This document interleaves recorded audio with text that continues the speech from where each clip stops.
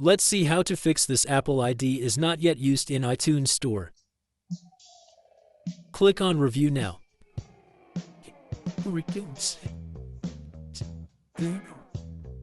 Now select your country.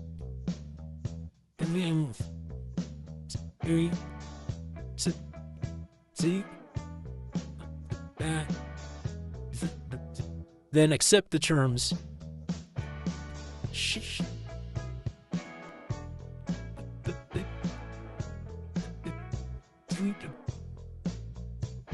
Then you need to enter some information.